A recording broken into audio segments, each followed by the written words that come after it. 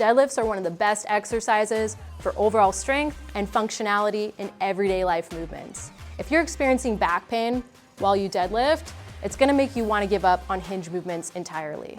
Today, I'm gonna go over 5 reasons why you're experiencing back pain while you deadlift and how to fix it. The first thing you should look at when you're experiencing back pain while you deadlift is whether or not you are hinging at your hips properly.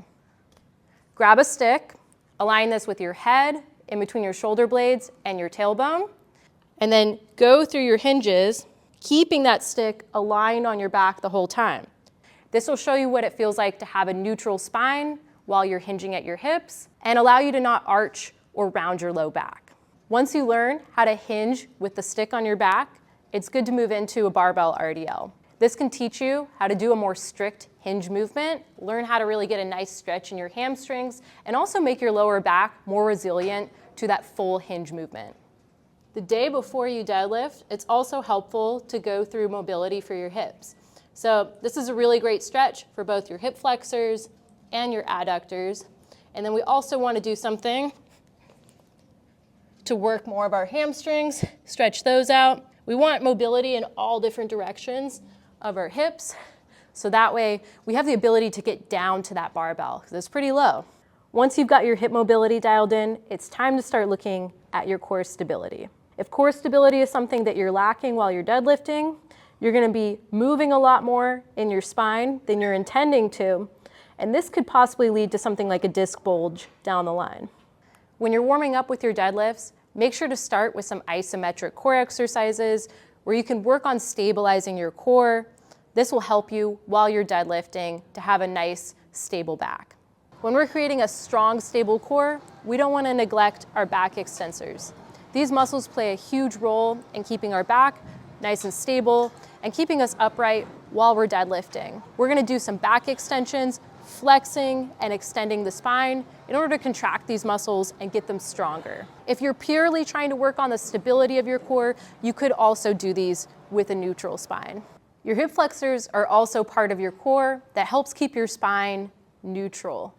We're going to want to do some of these hip flexor raises in order to build up strong hip flexors and keep our back from rounding. Once you've developed a stable core through your warm-up, it's time to start looking at the actual setup of your deadlift. If your hips are too low in your setup, you're gonna end up raising your hips up before that barbell even gets lifted off the ground, and you're gonna lose all that power from your glutes and your hamstrings and your quads. Additionally, if your hips are too high, you're gonna be too bent forward, your chest is gonna be facing the ground. We wanna be a little bit upright, so that way we can utilize those quads a little bit better. If you're having trouble figuring out what position your hips need to be in order to feel the strongest during your deadlift, you need to learn how to wedge into the barbell. Start building full body tension into that barbell. Make sure you feel a click in that barbell before you stand up with it. In order to find the right hip position for your individual body, make sure you find the position where you feel like your legs can drive into the ground the hardest. Once you've figured out the perfect hip position for your deadlift, start looking at whether or not you're keeping your barbell close to you while you deadlift. If we start with the barbell far away from our shins and let it drift out as we go through our deadlifts, we're gonna create more torque on that lower back. It's creating that longer lever from that weight to our lower back, and that's not how we wanna pick up anything. What we wanna do instead is once we've wedged into that barbell, we wanna keep that weight close to us the entire time.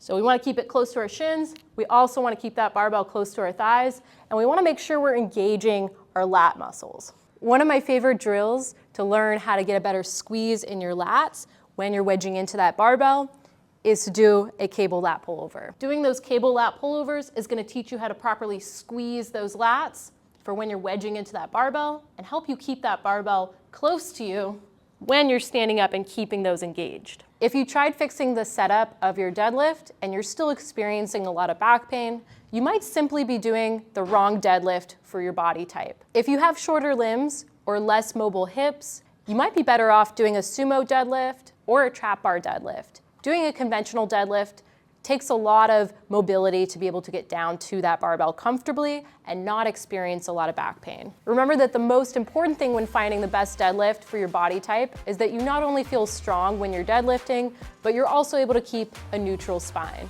If you guys enjoyed this video, make sure to give it a like, subscribe to our channel, and go to infinitemotioncoaching.com if you want to check out our workout programs, and also utilize our demonstration videos on every single exercise on there.